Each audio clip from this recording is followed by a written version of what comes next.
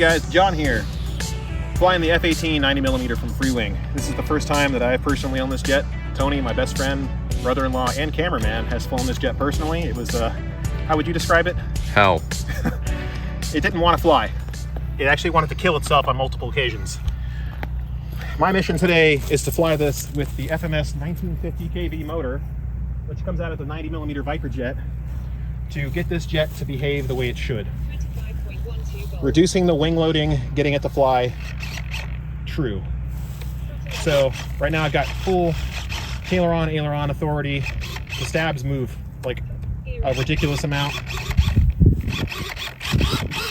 I've got full span flaps, just like the full scale Hornet. I'm not going to use those on Maiden. I'm going to test them in the air, but I'm not going to take off and land with them unless I'm confident. I've got Crow too, which might actually really help it land. And again, we're flying on the lighter weight 1950 kV motor that is branded by Spectrum, but FMS makes it. Okay. Also, I have the rudder toe as well, so the rudders move inward just like the full scale Hornet. So if you zoom in there, you can see it should help it get up. So we actually are going to fly with that. I think it'll work out really well.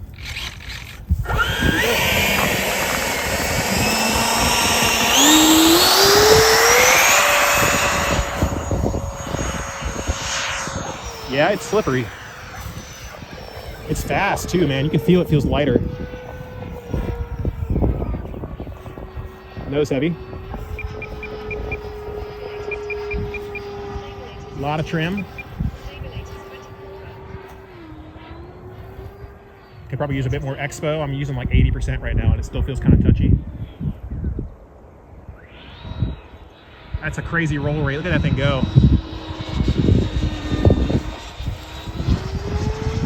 I'm keeping it up high. I've flown this jet one time before with Tony, actually twice. The second time being I was at the sticks when it lost control and crashed because it was feeling really weird.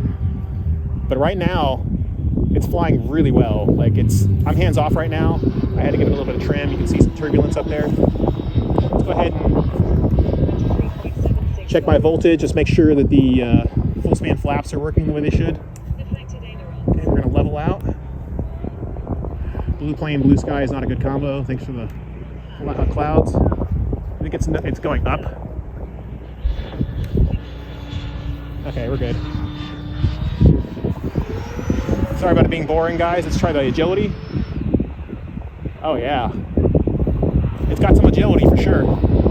It's also very touchy on the elevator. Like I'm barely pulling it back, and it's flying around the axes like you wouldn't believe. All right, let's go ahead and see if we can get a landing practice dialed in here.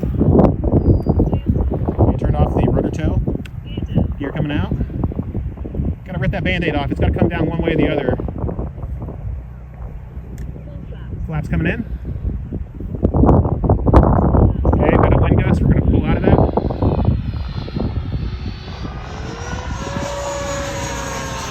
It sounds way better with that FMS 12-blade motor though. Get it down a little lower. I'm talking as loud as I can. I hope you guys can hear me. I prefer Tony to be a little further away from me just in case this plane gets a little weird feeling. Keeping the throttle in the bank. We're gonna come in with 50 flaps, half flaps for takeoff, just for landing here until we get it stabilized on the descent. Wind gust coming in.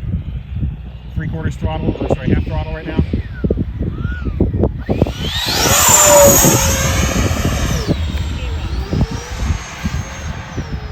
Got an amazing roll though. I'm sorry if this is a little boring, guys, but you know, you guys got to see the true Maiden flights. It takes me a while to get my jets set up to where I want them. We're at 22.5 volts under half throttle, so we got plenty of power to work with for approaches. If I can get the first approach I can get, I'm going to take it. I got some tweaks I need to do to this jet to make it fly the way I want it to. May have to come in without flaps, maybe.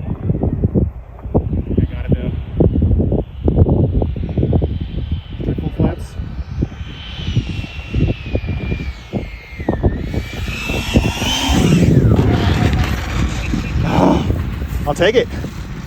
It's touchy. Holy crap, is it touchy? And you can feel that the elevators, the stabilators, get put into almost a deep stall condition because the flaps are so huge that they start blanking out the air that's hitting them. So a lot of my roll control completely goes away when the plane comes in to descend. It feels really strange. This is going to be a challenge to tame. And if I'm talking 10 times faster than I normally do, it's because I'm completely psyched out right now that I got it down safe. Like, I'm not in anxiety mode or anything. I'm just a little shaky. It's $400 flying around, plus a motor, plus everything else in it. It's probably $800 worth of plane right there, and I don't want to lose it. So let's see if we can get a taxi back without actually going to do the walk of shame to pick it up. I think we can turn it. Oh yeah, look at that nose steering. I gave it the 150% rates for it. It's perfect. I need to adjust the mix for the, what do you want to call it, for the full span flaps so that it doesn't push down as much. So definitely pushing down too much, or pushing up too much. Not what I was looking for, but I think I'm gonna fix that real quick and come right back. Going right back up with another 5200 Z pack. This one's 100C. I totally neglected to mention, I'm so sorry, Larry, that we were flying the 5280 RC TrueFire afterburner in this thing. I've never flown an F-18 with an afterburner. It's something special. You guys really need to check out his site at 5280rc.com. Spell it out, 5280, not numbers, letter, or like actual words. I'll put a link in the description. You guys will see it on the little card here or there, somewhere on the screen. So we're gonna take this back up. We're gonna get it dialed in. I'm really impressed with myself that I was able to fly it. The last time I flew this thing, it gave me the heebie-jeebies. Rudder toe coming in. We'll do the full span flap in a bit. Take off.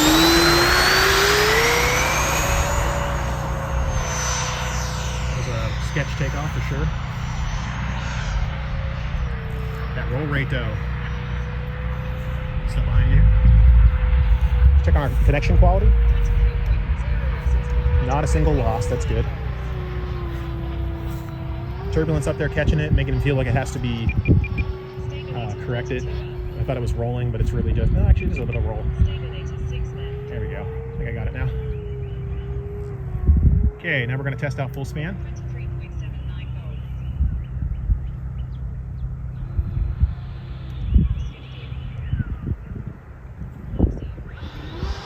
You know what, I don't even know if it's worth it on this jet, man.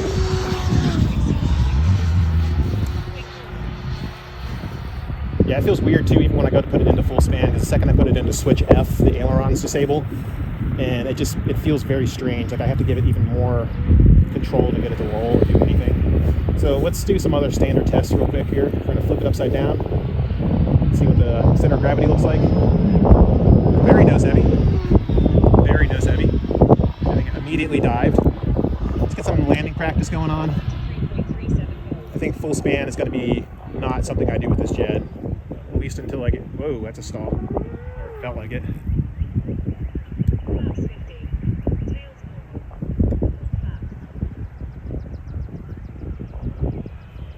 Get some upstick, keep it flying level here.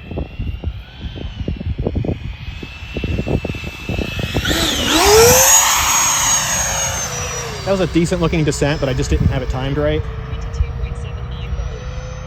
Shakedown flights, right guys? You gotta get it right. We'll do all the fun stuff in a bit. Let's try a knife edge while we're up here full speed. Look at that thing go. So it was like almost in a high alpha. That was cool. Might as well use it while you get it, right? Already speeding, making a straight line, just throw it in knife edge, see what it will do. Okay. My switches are off. 23.14 flaps 50. Half flaps coming in.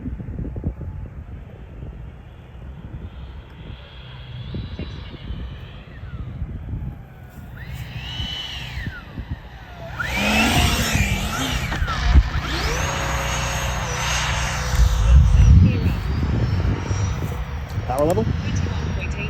Next landing is going to be the last, probably. Well, the important thing is she flies. Let's do another knife edge test real quick.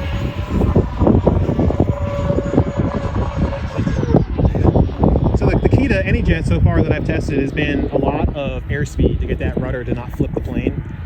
Because you gotta keep the rudders from stalling. That has been my theory on this, and it's proven itself, because the more airspeed you have, the less likely it is that those vertical stabilizers will stall while you're in knife edge, because they become the primary flight surface that holds the plane up at that point. And if they don't get enough airflow, you lose all directional stability on that axis, and the plane flops around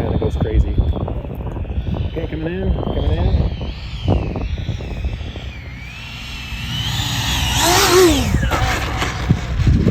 That little nose wheel mix I gave it just saved its bacon. If I had not had a nose wheel mix to dampen on a curve how much I gave it input, it would have flipped over right there.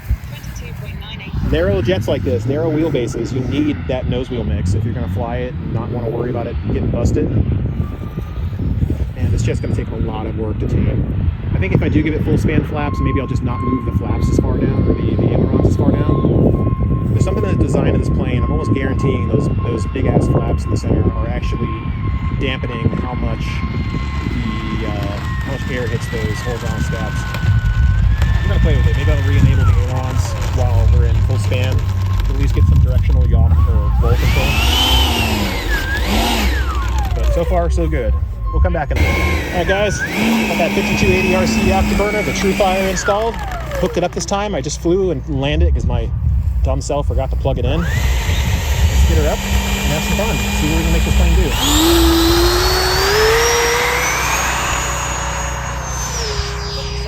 That rudder toe makes a big difference in how it rotates, man. Just like the full scale. So one of the first things I did after the first couple of flights was change the Expo. So it's at like 95% right now for all axes except for rudder. That sounds amazing. Oh, I know why it feels weird. I disabled the ailerons from working, so it's all just stabulator control right now. So it's probably a more scale roll, the way it's responding. Get up nice and high, let's see how she flat spins. 22.83 volts. She doesn't want to do it. Yeah, weird. It's like doing Panargos. I was doing quarter turns, like somebody was cranking it with a wrench. Yeah, the stab only is kind of an interesting roll. I need to get it down and change that in a bit. But we can fly like this. It's just not as responsive, which is actually probably a good thing. I think I'm going to limit how much the ailerons travel.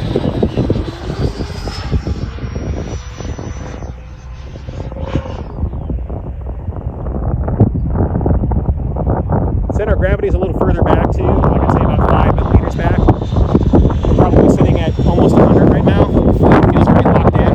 22.62 volts. Stepped on the battery. We're going to start some approach testing here. Get her down safe. Starting to run out of battery power already. Let's flip her upside down to the CG check. Hands off. Definitely a little on the nose heavy side still. My friend Airguardian, Alejandro, has mentioned that this plane probably will never reach true neutral and fly correctly because of the design of the V-tails. I think they end up getting deep stalled. That's what ends up happening. Okay, I'm really high. We're just going to go ahead and turn around. I don't want to try to force an approach here. That plane looks beautiful, though. I've always wanted a Blue Angels jet ever since I was a kid, and to get mine to actually survive, even through all my flight anxiety here, is remarkable. It is not an easy plane to fly. It may look like I'm making it easy, but this plane requires a ton of coordination. Like I'm using all the sticks all the time to get it to do everything that it's doing. Flaps 15. So the flaps are going. A little bit of nose down. There we go. Flaps 15 flaps. Throttle in. There we go.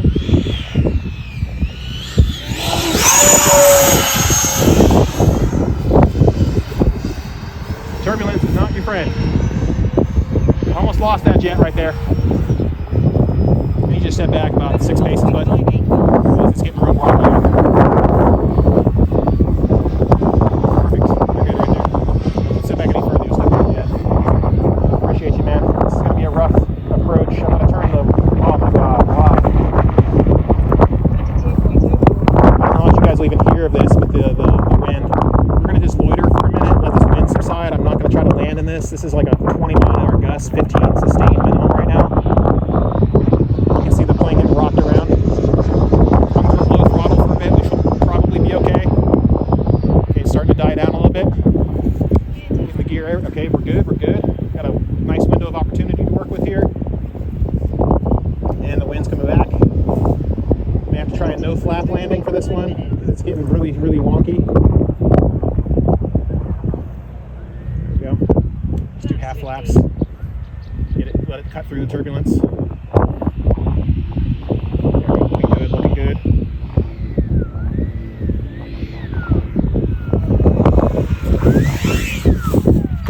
Oh, oh, dude.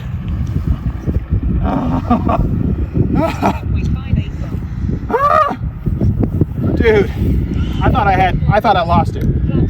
I thought I totally lost. If I come in with full, I can see that giant that crap eating grin on your face. I see it.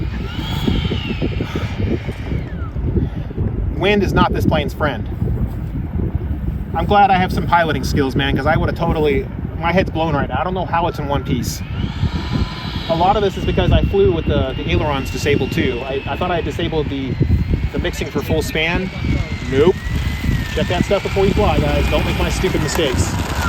It's in one piece, despite my best efforts to the contrary. Guys, CG's now right about where the blinking light is on top, maybe slightly in front of it. And we're gonna see how that behaves. I think I'm almost to where I want it though.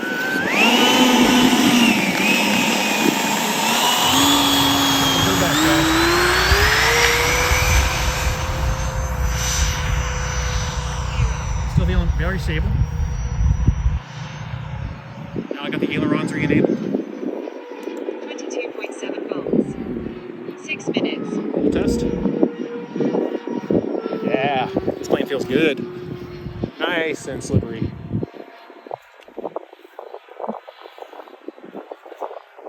Just jank the roll compensation up on the stabs. Looks like it's flying. Yeah, it's much more locked in now. It's not starting to oscillate or anything either. Okay, what are we gonna do? Let's check the CG. Go invert it real quick. Still slightly nose heavy. As Alejandro has mentioned, that it's just not gonna do that. You're not gonna get it neutral, I don't think. There's just some jets that are like that. F-16s especially I've flown. They just don't like being neutral. It's got a nice pass here. Shows people something interesting.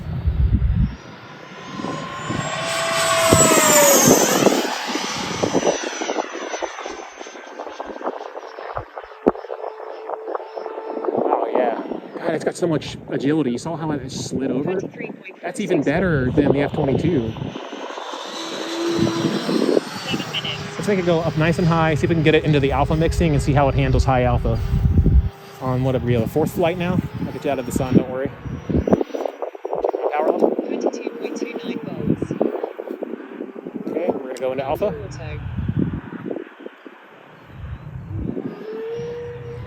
We're in alpha right now, look at it go.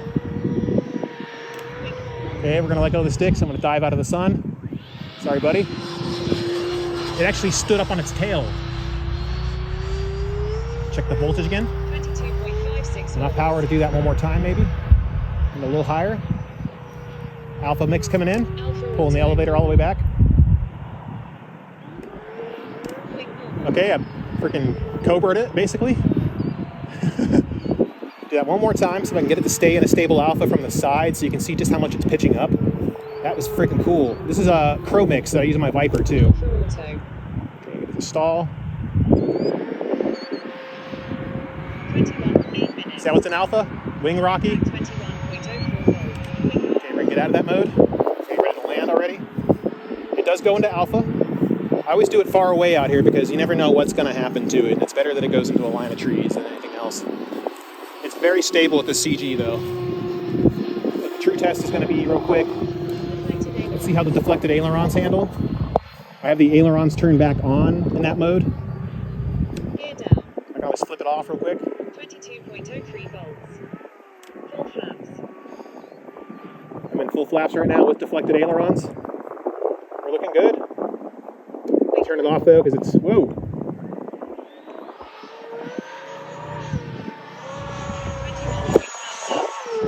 Okay. Flap setting needs to be adjusted, that's what that was. So much for being very stable. This plane is weird. Just about lost it again. 21.44 volts. Yeah, my heart's skipping a beat. Yep. 9 minutes. Do a roll to make myself feel better. Gear back out. Tails Oh, I think I had the rudder toe on. That might have been what it was. I don't know. I'll mess with that some other time. We'll mess with full span later. It's more important that I get my jet down safe. I don't even know if... Oh, you know what? I think it was the rudder toe, but we're going to mess with the flap real quick. Full 22.2 flaps Yep, up. yep. It's definitely full flaps at the center of gravity. Flaps 50. Flaps up. Just land with flaps off.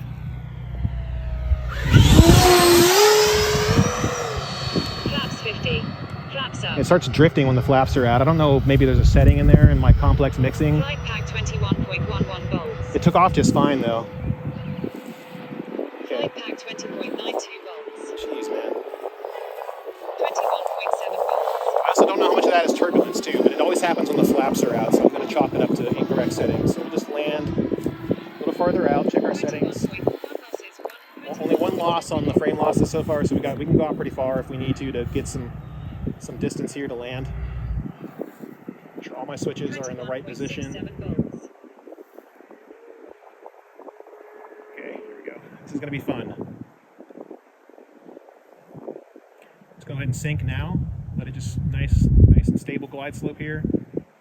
No flap landing. Not really looking forward to doing this, but it's very unstable with the flaps out at the center of gravity. 2.29 volts.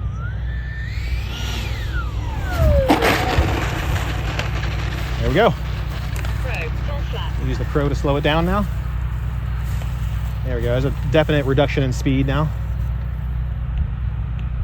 Okay, we got it back safe in one piece. Flaps up. It's important if you're going to be messing with mixes to know what those mixes are doing and how to get out of those situations. Sometimes you just have to land with no flaps if the flaps are screwing up. Don't try to force it. If I had tried to force that, I would have thrown it in the trees or worse yet, 22.37 volts. into the ground and been out 400 some odd bucks for all the parts I'd have to replace. So thankfully everything's fine. I got to do diagnostics on this thing or just push the battery a little bit further forward, because I think like what Alejandro said is that it saw how it started getting slippery on the vertical stabilization axis there. It just did not want to fly like that. Like it's almost like the rudders went into deep stall and they just did not work. So we'll see. Thank you. 22.4 volts. Throttle cut. 22.76 volts. It's more agile than it ever was though, I think, with this new motor.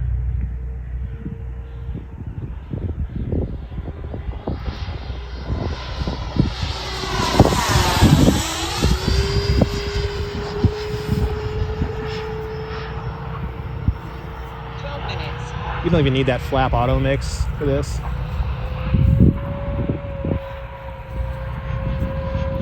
21.9 volts.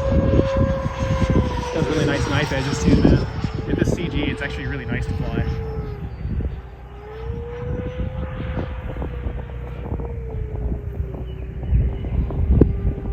Very stable.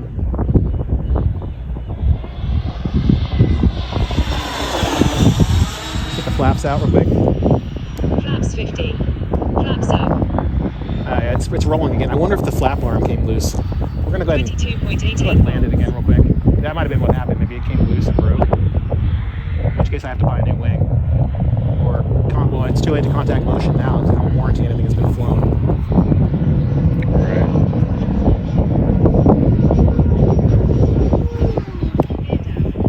I didn't check the flap. Well, I took off the flaps though. 13 minutes. 22.91 volts. Here comes the wind on cue, right?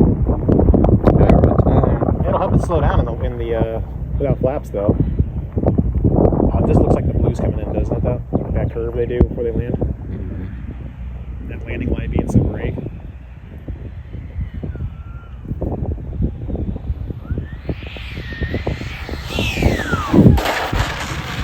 That was a sketchy landing. Full flaps. No, I think I see both flaps coming out. 23.39 volts. I don't think it broke. I just think something's weird, man. It shouldn't be rolling like that. Get the flaps out. Yeah. Flaps up. Wing normal. God, I love that landing light. That thing will be so bright at night.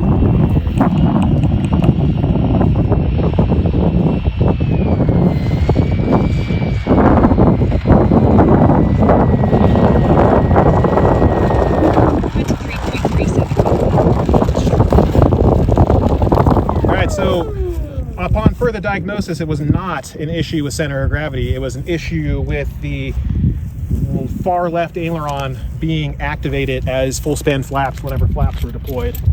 I had screwed up my mixing. That's a consequence of extra crazy mixing I like to do, guys. So we're going to push the center of gravity back a little bit further. Get this to not be as nose heavy. Here I was thinking it was a CG problem. It was definitely not. Famous last words though, am I right? Okay, check the CG again. About where it should be. Plane's a little heavier on the 6100C Z-Pack. This is one of Tony's batteries. Let's get this big bird up. We'll try it out with a full span takeoff with the rudder toe, which I had also left out the whole time too. I need to remember to turn that off.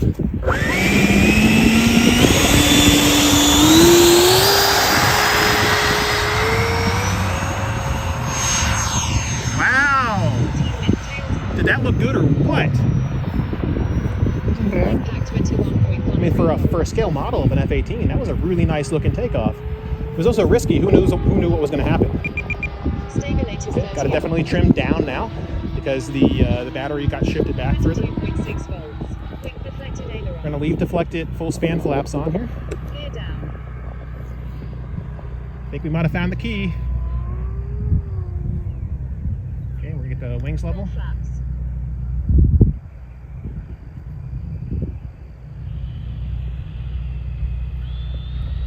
Staying in full span, guys. Oh, that looks beautiful. Look at that thing.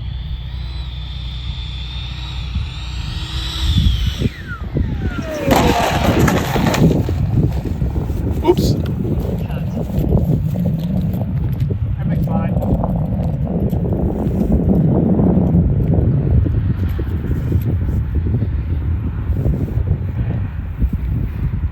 Not a finger. No damage at all. Would you believe that? That wasn't even a problem of full span. That was me getting too close to the grass and the wind caught. Well, let's rephrase. Primary error there was pilot error. There is wind coming from this direction. The wind started pushing it into, like it started in the windmill, so it caught. Otherwise, there's literally no damage on this jet, except for a couple of pokes here. Like some of the pieces of grass stuck into it. But it came in like so beautifully with the full span flaps, and it wasn't that uncontrollable either. So I see what happened here. We got a little bit of a scrunch on the wing. Nothing a little bit of hot water couldn't fix, and a little bit of some min-wax. It's almost straightened out. Not bad.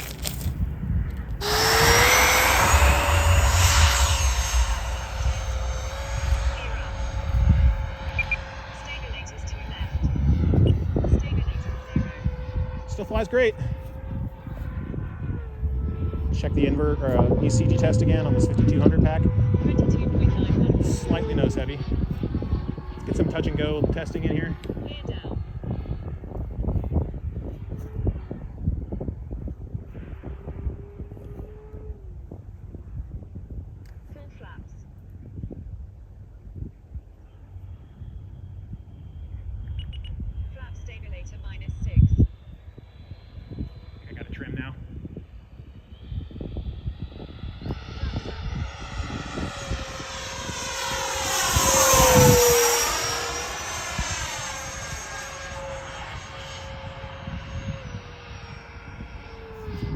F-18s have a presence to them that a lot of other jets just don't even come close to. 16 minutes. Gear down. Yeah, I'll take a little bit of minor damage. You mean like the wings are like what, $45 if I had to fix them. I'm not really even close to worried about it. 22.76 volts. Gotta take care of your equipment though. Don't land like that again. It's getting hard to see her out there. Blue on blue, man. We're still in full span here. Still a little sluggish, but not so bad.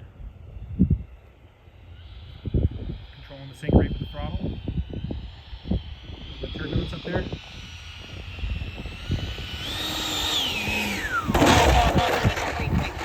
It definitely wants to stall when it's in that configuration. 23.58 volts. But the rudder toe makes it really lift up so much easier, man. I've flown it, I think, without it once, and it felt like you had to pull a lot harder to get it off the ground. It's very nice. I should just mix it into the takeoff flaps. That's how the real jet does it. 17 minutes. See how she handles the minimum radius turn, the automatic flap deployment? Flight pack 21.09 volts. 21.37 volts. Flight pack wing normal. That sounded awesome, and it actually did a really tight turn. That was about a 100-foot radius it was turning in. I'd wager maybe 150. Looking like the more conservative estimate. You don't think so? I think so. Gear down. Check the power level. 22.39 volts. I haven't even tried out Crow yet, but I don't think you really need Crow to land this jet with full span flaps. It really slows down like noticeably.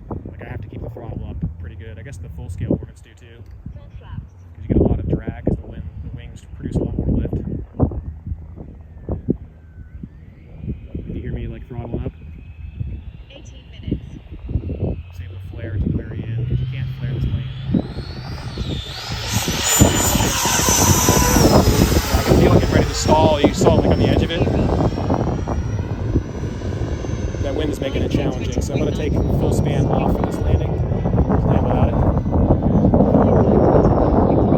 It's important we get it down safe. We've got an Avian ESC in here, so I have the cutoff turned off. So I can run this battery down to nothing if I wanted Gear to, down. but I don't want to. I want to get it down safe and not waste $80 worth of battery. 21.81 volts. Full flaps. Flaps 50. That felt weird with full flaps.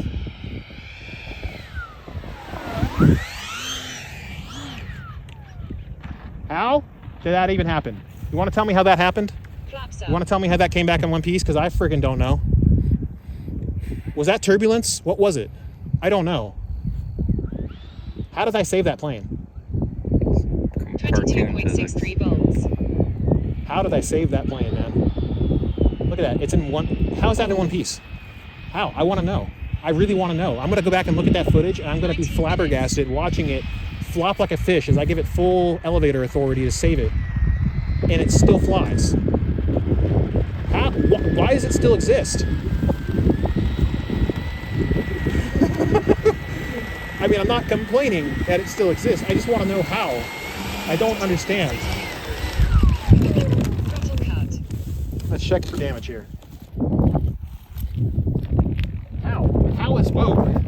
How is this still a thing? I don't understand. I'm completely mind blown right now. Look at it. Would you think that this thing a second ago was at a 50-degree angle of attack and on the verge of smashing into about 100 pieces? It was like this and flopping back and forth, wasn't it? And I don't know. Am I just skilled? Is that what that was? Was I skilled enough to save that? I want to understand. Somebody in comments, tell me what happened there. Tell me what happened. We're cutting here. Hey YouTube, what's going on? John without the H here. Hope you guys liked the new intro I just made. I was so proud of that Viper 90 high alpha over the ground that I had to like make something out of it. That's where the new channel logo comes from. Today we're going to do the setup on the Freewing 90mm F-18. This thing is a beast. This is the hardest jet I've ever flown, and I've flown a ton of different jets. I'm going to stick the camera on my head. I'll go over why it's hard to fly, at least based on my rudimentary understanding of aerodynamics.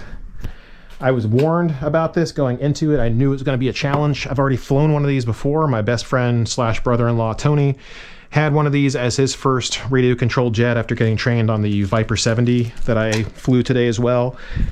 And let me tell you, there is no jet that you're going to fly that is going to be as tough as this one. Maybe the F-104, but if you get this thing set up even remotely close to how the full-scale Hornet flies, you're going to be in for a treat, but also for an exhilarating ride. I nearly lost this jet twice. I had one crash landing where the plane flipped upside down on landing, and then I had another landing where it was like, I don't even know if it was fair to call it a landing. It was like a controlled crash, almost like a carrier landing. So we're going to go over the basic setup real quick. First and foremost, I removed the ribbon cables and the blue box. The lighting is all controlled by the Freewing LED controller version 3. You can get them for like $10 each on motionrc.com.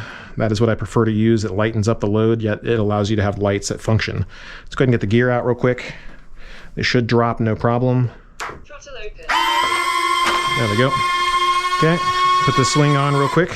So again, because I removed the ribbon cables, I had to run servo leads manually through the entire plane, at least for the ailerons and for the flaps. Really wasn't that hard to do.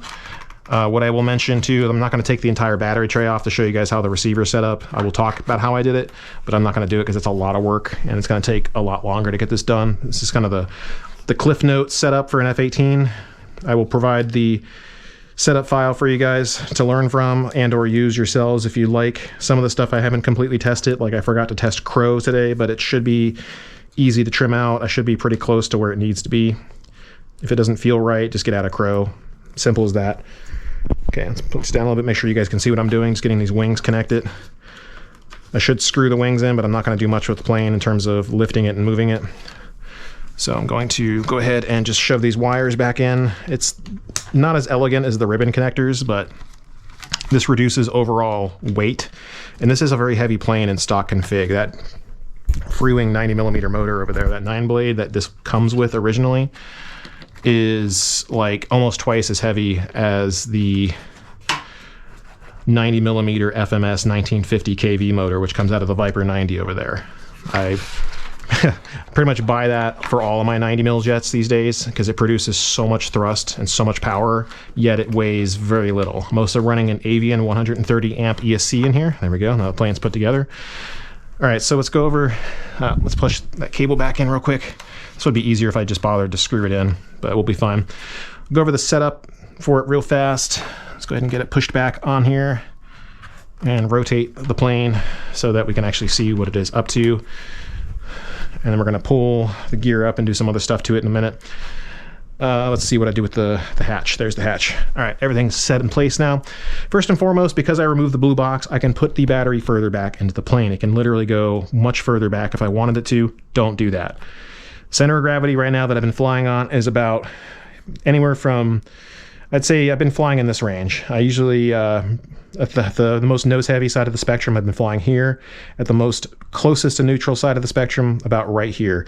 I dare not go much further than that. This plane is very unstable. These rudders will become almost ineffective completely once you start getting into an alpha pass with it, and it gets frightening quickly. Like the thing could just loses directional authority. Okay, so this is set up in my IX-20 as an Elevon configuration. Whatever throws you think are too high on this, trust me, they're not high enough. This is my landing gear rates. So let's go over how that's done. Actually, I also need to show you how I even set this up. 15 different things going on in my head all at once. To get the elevators to actually be their own thing, to have them work independently, you actually have to come in here. I'll just show you on a spare, that's not even a Y cable, that's something else. You need to take a spare Y harness and you actually have to cut them in yourself, and you can use a DuPont connector kit like this right here. I'll put a link in the description for you guys to grab it if you want to help support the channel. You can get the crimper that goes with it too, one of these things right here. This allows you to make your own connections. It's really good tool. I didn't spend very much on it. You can build your own connectors and easily avoid soldering anything. What I did with mine, because they were just like this Y connector, but they were like kind of like plugged in and you couldn't separate them. I used a pair of electrical, what do you call it, my Leatherman E4, which is for electrical stuff. I just snipped that. I made the wires bare. I plugged them into the DuPont connector system, and then I crimped it, and then I made it into a separate connector. Did the same thing for the rudders too. You'll see why I did that, but first and foremost, because my plane is set up just like the full-scale F-18. So I've got the Ailerons set up. They're on all the time. This is my low rate with gear up. My gear are locked right now. If you've watched my setups in the past, you know that my gear are always locked when I have throttle cut enabled. So this is my full rate versus low rate. Up versus down. It's not a huge difference, but it's enough of one. I use a ton of Expo on this plane, like a ton. So let's go over rates real quick. Right now on the servo setup screen, let me actually turn the screen recorder on so you guys can see what's going on here. We're going to try to speed run this as fast as I can because I have to get the setup shot for tomorrow, which is going to be the day you guys see this. So servo setup first and foremost. The travel on the stabs is kind of arbitrary. It's whatever you want it to be. I prefer high travel, and I can, you know, kind of neutralize it with a little bit of adjustment in the Expo. But right now my nose wheel has 150% rates. My two stabilators have 150% rates, pardon me. The rudders are 120 right and 150 left on the right rudder. The left rudder is 150 right, 120 left. This keeps them from binding on the rudder surface or the stabilizer surface. The flaps are set to move 112 up and 100% down. You also notice these don't sound anything like the standard servos. That's because all of the servos except for the rudders have been replaced and the nose wheel. So the only stock servos are the nose wheel and the two rudders, and everything else is AGF, RC, B11, DLS units, and the ailerons, and B13 DLMs for extra torque, and the flaps, and HS85 MGs for even more torque, and the stabilators, which it really needs for how powerful this jet is. All right, flaps, like the ailerons, they're called left flap in here because I can actually rename them, and right flap, they're both set to move 150%. I do have absolute travel limits set in here, so let's go ahead and look at that. The stabs are limited, so they can only move up and down 106%. As you can see here, that is also arbitrary, but it's mostly to prevent, like if you look at the stab, you'll see that the stab, when pushed all the way up, I can actually hit it with the rudder. And that's not even 106% right there. That was only 90%. So if I give it a little bit more, that's 106% right here. So it's almost hitting the rudder by itself. And if I use the rudder at all, it will cause issues. It will actually connect. Don't want that, okay? The gear channel is currently locked at 150 up no matter what I do. But if I was to let the throttle cut off, you see how it moves? So that's my gear mix. We'll get into mixing here in a second. That is the basic theory of everything set up. The rudders have been split, so the ailerons have also been split, and the stabilators have been split. So the whole plane is basically like every surface can be used. I'm running a 10-channel AR 10360T in this, and that covers all the basic setup that I can think of. Let's go ahead and pull the gear up so I don't burn that light out. The Freewing LED controller version 3 produces way more light, more voltage to the lighting system for the landing gear than the blue box does. So like it does get hot just chilling there, and it's kind of a warm day here in North Carolina right now. All right, so let's go over the basic mixes. I do have full span flaps on switch F, so let's go to the mixes and show you how that's set up. This actually works really well once you get it trimmed in. If you use the values that I'm using, you'll find it works incredibly well. So ignore mix 1, we'll talk about that in a minute. Aileron to AX2 and aileron to AX4. Ignoring the flap stuff, we'll get back to that in a second. I just want to go down the list. I need to stop getting ahead of myself. AL to AX2. AX2 is the left aileron and AX4 is the right aileron. This just uses a mix of on, so the switch is on, and the rate is -100 to -100. That's what makes that work. Same thing on the right. The rate is -100 to -100, and the switch is just set to on. Pretty simple stuff for those two. That's what allows the ailerons to function. They have no functionality in AS3X. We're going to go over that in a minute too, because I need to make AS3X adjustments based on how it flew today, because it needs a lot more roll gain, and we'll talk about why it does. Okay, rudder to AX5. This is the independent trimmable nose wheel.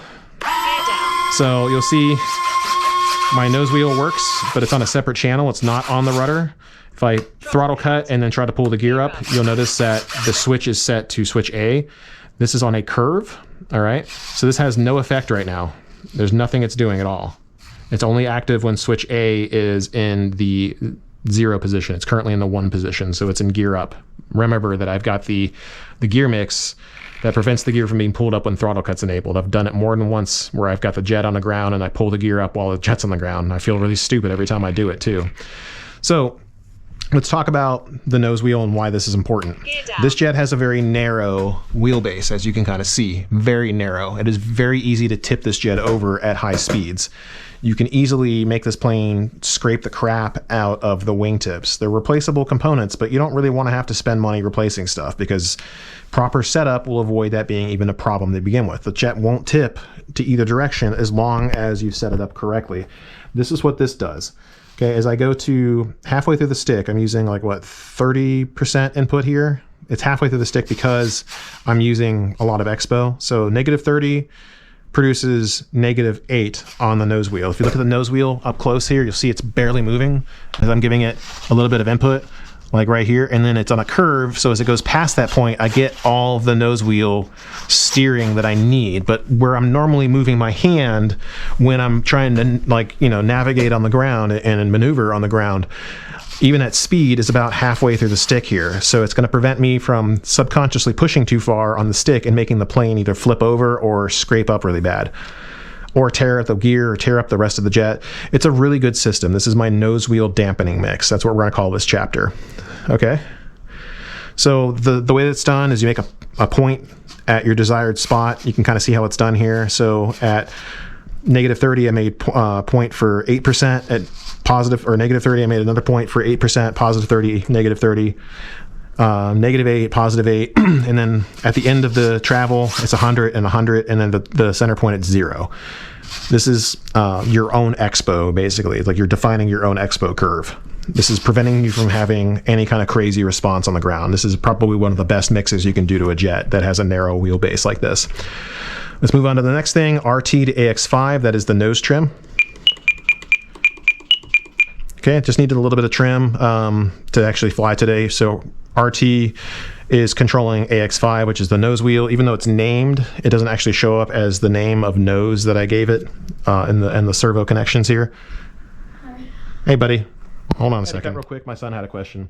Anyway, so RT to AX5, that controls the nose wheel trim. So it's a rate of -100 to -100, which means as I push down, it goes left, and I push up, it goes right. That's how it works for me. You could invert it, so when you push up, it goes left, and push down, it goes right. That's up to you.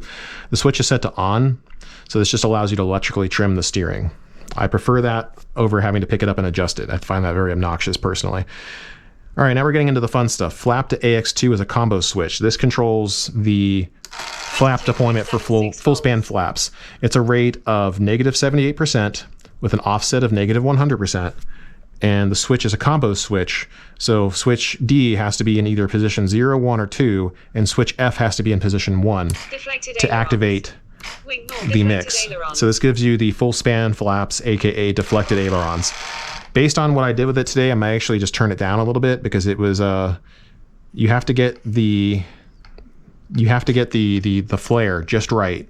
You have to time it perfectly every time, otherwise you run into potential asymmetric stall issues where one wing drops. The jet's actually very forgiving when it comes to stalls. I'm actually very shocked at that. You'll see that if you haven't already watched the videos up to this point. But you know, reducing the amount of wash in that you're giving, because wash out is when the wing twists up, and when the wing twists down, like it is now with the ailerons pop down, you get wash in where you're generating more lift at the wingtip, and with the flaps too. This is a very aggressive profile for lift generation. So when it breaks, like when the airflow breaks over the surface, it's going to start right here, and the whole thing's just going to go. There's no stall zone, there's no stall strip, there's no dog teeth on the front of this thing to help create a stall zone. The whole thing's going to stall. The plane's just going to spiral down. So better to do that up in the air where you have some altitude rather than when you're flaring, because if you flare, you might even cartwheel it. So -78% to -100% offset, and the combo switch was switch D 0, 1, and 2, and switch F is 1. Moving on to AX4, which is the right one. Same thing, but it's opposite. It's 78% instead of -78% with an offset of -100%. And the same combo switch setup, as you can see here. Pretty easy stuff. You can freeze frame this if you want to see it, or you can just, if you have an IX12 or 20, you can open this up yourself and mess with it. Flap to left aileron. Left aileron in this case is the mix that or the channel in the IX20 that causes both elevators to move up at the same time, or rather the correct terminology for an all-moving stab is a stabulator. So for both stabilators to move up at the same rate, you have to use flap to left aileron and a negative offset of 100%, negative 100% that is, with a rate of 21%. And switch, again, is combo switch. Switch 1 is D, 0, 1, and 2 active. Switch 2 is... Crow. What is it? Oh, this is for the crow setup. So yeah, this is what causes the... Actually, yeah, this is what causes the what do you call it? I'm almost positive this causes the full span flap. Yeah, this is what causes the nose down tendency for crow, because like when the ailerons pop up, the elevators have to push down because the ailerons will act as up elevator, and when they're all the way deployed like this. So yeah, you need positive like nose down on the stabs. Now that I'm trying to remember what it was that I did. So that's what this does. Okay. So that pushes the nose down. You're going to probably need to test this. I never got around to testing it. It may need less. It may need more. Test it up high if you fly it. Don't blame me if it wrecks. I didn't thoroughly test this part. Flaps up. Okay. Those servos like to talk sometimes. There's nothing wrong with them. Okay. Going back to, what is it? H to gear. So H to gear, that is the mix that causes the... Gear up. Like I can't bring the gear up unless I throw off throttle cut. Okay, the right gear got stuck. That's fine. Not a big deal. It'll unlock itself. So H, so switch H, which is my throttle cut switch, controls the gear channel at a rate of negative 125, negative 125 with an offset of 100, and it's only active in that mode. Throttle low, gear up, gear down. I'll bring the gear all the way back up and then drop them again in a bit. When the position, when it hits like, what is it, position 0, there's no effect on it. But when it does hit position 1, it will activate. So that just prevents you from bringing the gear up on the ground. That's another good mix to have in general. All right, flap to left aileron. This is the one that we just covered. Actually, this is the one for deflected aileron. So I actually have trimmed this out. So the amount of up elevator command that you're seeing here, the amount of up elevator, what is it Tony calls this? Schedule. This has been scheduled up 19%. That really translates into negative 37 and positive 37 for both stabilators at a rate of negative 19%, an offset of negative 100, and the combo switch is switch D, all 3 active positions, and switch F, position 1 is the only one that activates it. Wing normal. This makes it look amazing on final. It looks just like a full-scale F-18. It looks just like a Blue Angel coming in. It just needs to get hit with the clear coat, which I'm going to do now that this plane's actually survived. I wasn't going to clear coat it if it wasn't going to live. You know, it's a lot of work for very little reward. Stop talking. Thank you. Sometimes they try to find that last position and there might be something blocking them a little bit, and they'll just sit there and babble nonstop. They're kind of annoying like that, but they're still very torquey and they have so much power and so much precision. All right, next up is flap to left rudder. This controls the inward and outward motion of both rudders simultaneously. Watch this. Rudder toe. Flaps 50. Rotate the jet so you can see it. We have towed in rudders. I use this on every single takeoff, including the Maiden. Full flaps. This Flaps up. is hands down worth setting up. The tail of the jet will actually push down and the jet will lift off so gracefully. It's incredible how nice it was. This is a full-scale functionality on the jet. Tail rudder toe. All full-scale Hornets use inward rudder toe to help get the nose lifted up and push the tail down. Flaps up, tail To set this up, you use a rate of negative 75% to an offset of negative 100%. And then switch D2 in my case rudder toe. activates it, and then it's controlled by flap to left rudder. And it's a combo switch. Switch D2 has to be active, and switch D can be in a position for it to work. If I didn't have it in position 0, it would just automatically turn off, which probably isn't actually a bad idea, but I like having it gently move in and out rather than just snap back into position. That's how you set up the rudder toe. I love it. I will never fly this jet without that. I think it's one of the best things ever. You just got to remember to, be aware of the jet. Like, turn it off on takeoff. Just grab both switches and just push both of them up on takeoff. That's what I should have been doing earlier. I made some stupid mistakes if you haven't already seen them by this point. All right, we're moving into the other fun stuff here. This is the alpha mixing that I used, or actually we'll do with what's called the Flaps Auto Mix in the F-18. As you pull the elevators back, the flaps schedule down or reflex down, whatever you prefer to call it. Schedule is the actual manual term from what I've been told by Tony. As you pull back the elevator, the flaps, this is on a curve mix, right? So as I pull back 50% or negative 50 on here, the flaps dump out a bit. And then as you pull all the way up, they stop dumping so that you can, you know, when you don't accelerate stall or put this jet into an accelerated stall by having too much camber on the wing as you're pulling in a high G maneuver. It's really cool. They actually do help make the jet slide around turns and make the turn more tight and aggressive. I'm pretty sure I used that when I went and made it do a minimum radius turn on camera earlier. This is really easy to set up. You just make a point at your preferred point. I used negative 50%. I made the point 2 to 59%, made an Expo curve, and then made position 1 have literally no, just 0%. So there's like almost no flap input to it at all. That's easy to do. For the Viper Crow mix, you can check the Viper setup video. But that's what I used right here to get the jet to fly in high alpha, no problem. I forgot that I didn't really have to pull back the elevator as far as I did in the video. If I just held it like this, it probably would have been fine. I just need to remember that next time. So the mix to do this is elevator to AX2 and AX4. It's a linear curve, not an Expo curve, so there's no softness to it. At the first point here, which is 10%, I set it to move up 65%. And on the other side, it's negative 65%. And that just holds in a straight line no matter how hard I pull.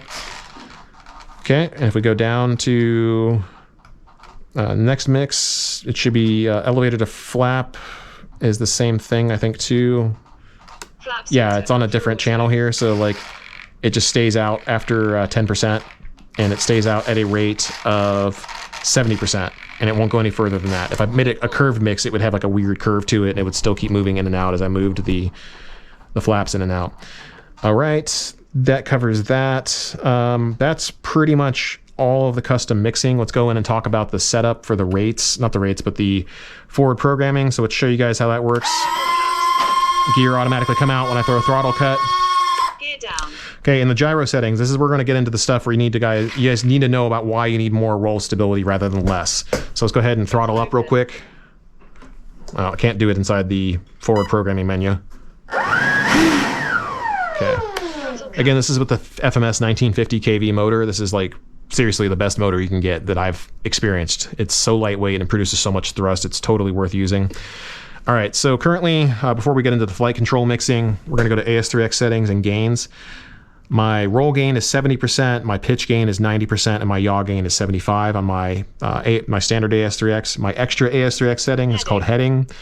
It doesn't actually have a heading mode in it. I called it that from a legacy term I just used. Roll is 80, pitch is 100, yaw is 85. Safe. And safe, which I almost never use, 70, 90, 85. AS3X. So this is a, what do you want to call it? It's a flight control mix. So as my throttle to gain mix, I like to call it a flight control computer because it's the closest thing you're going to get on a Spectrum system. All right. So what this is doing here is as I throttle up, the gains go up with the gear out. Okay, and they max out at about quarter throttle here. And then as I throttle up, the gains reduce significantly. This prevents the jet from oscillating, and when I'm in my landing thrust, I get the most stability. With gear up, the rates just don't really go up. They just kind of go down, and they stay in a certain level. That is the throttle to gain mixing in action. See how the roll goes up significantly and goes down? So let's show you what that actually looks like. So when we're in landing config with about 25% throttle right now, you'll see the stabilators moving. They're correcting for roll. They're also correcting for pitch and yaw. The wing surfaces have literally no input on that whatsoever. I could set it up like that, but I don't think I'm going to. I'm actually going to crank the stabilization up even more on this because right now what's happening even without full span flaps, but we'll just have them set up for now. If you look at the line of the elevator from the front of the jet as it comes in, you can't see the elevator. If you can't see the elevator from any perspective that you're looking at this jet until it's like right above you, that means the air can't see it either. So as the airflow is coming over this wing, these elevators are as wide as the stabilators. Unlike the flap system on the F-22, which are positioned a little bit differently, the elevators are actually, I wouldn't call them in deep stall, but they're hitting turbulent air coming off of the flaps. And what that's doing is it's making it a lot harder to control the plane. So I actually, normally in full span flap mode for a jet like this that has full stabs, I'll disable the aileron movement, but I actually kept it on mine because without it, it was so sluggish to turn that like I felt like I was gonna lose it if I didn't take it out. So you'll see that in the video when I'm flying, it actually looked like it was gonna do that. So that's the theory behind that. Let's go ahead and show you guys how the mixing is set up for the throttle to gain mixing. So we'll start with the pitch and yaw. And with gear out, you see how I have a point at 50% throttle, which is about 25, like negative 50 is about 25% throttle, okay? At 0.1, it's negative 25%. At 0.2, it's 50%. I could probably go even higher on that because I didn't notice any issues with it when I was flying. And 0.3, negative 15%. And 0.4, negative 51%. With gear up, they both start at the same exact point at negative 25%, but with gear up, the midpoint is negative 33 and the high point is negative 41% with an Expo curve turned on, so there's a curve to it. That's how the pitch and yaw stabilization system is set up. As you guys saw it flying, it was a little nose heavy, but I don't think you're going to get this jet to be anything but nose heavy, and it's okay. I'd rather have it be nose heavy than be uncontrollable. Coming up next is the flight control mix. So throttle to AX6 is what that is controlling. We're going to go ahead and turn up the roll gain on this one. We're going to start with a higher level. We're going to start with negative 30% rather than negative 50. We're going to move up to, I'd say 20%, because if it starts oscillating, I can just change the slider controlling the roll. And then we're going to go up to, let's say, 40% here. Negative 40%, and then we're going to leave the endpoint alone. This should help make it a lot more stable. So let's put it into landing config with the throttle, and we'll see how much more active it is. That may not even be enough, but further flight testing will be necessary. I do plan on having this F-18 in my hangar for a while. You can see like there's almost no damage to this plane even after some of the crappy landings. There's like a little bit of compression here on this wing that I can just run under some hot water and fix. And there's a little bit of compression right there, but the plane is structurally sound. There's nothing wrong with it. So until it breaks, I'm not going to order new parts. They're definitely not ordering parts for this. There's nothing wrong with it. Even this little piece right here just needs to be straightened out a little bit on the wing, the missile rail. It's slightly bent because, you know, when a plane hits hard, it's going to do that, right? It's mostly bent. I can fix it with a little bit of hot water, but no big deal. All right, with gear up, we're going to start with negative 30 instead of negative 50 to get it to be more roll responsive. And then we're going to bring it up a little bit more, say negative 43.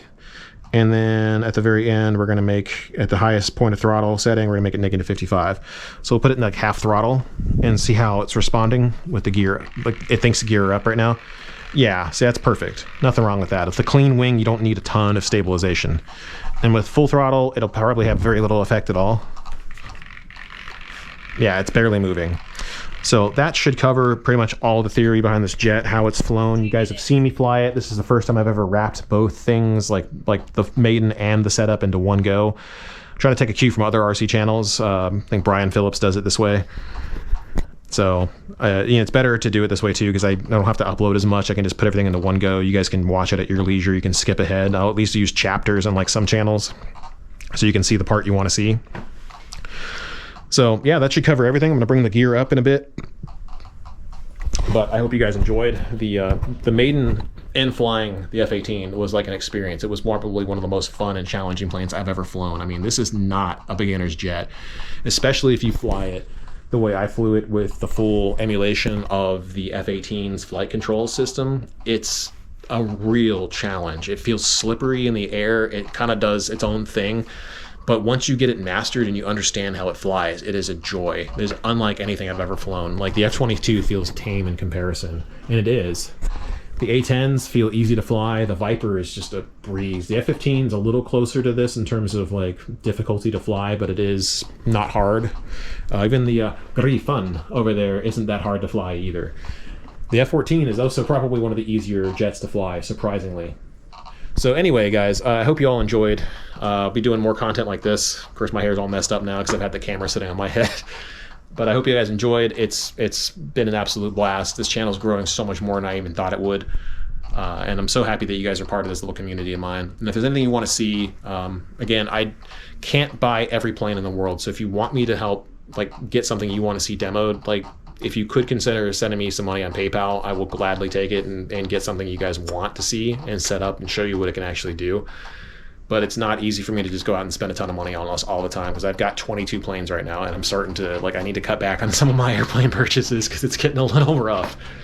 So, you know, that's kind of why working with a local hobby shop as a demo pilot helps, because I'm getting models on a discount and I can show off what they're capable of. But models like this, I have to spend completely out of pocket. All the repairs, all the time setting it up, everything is all my time, all my money.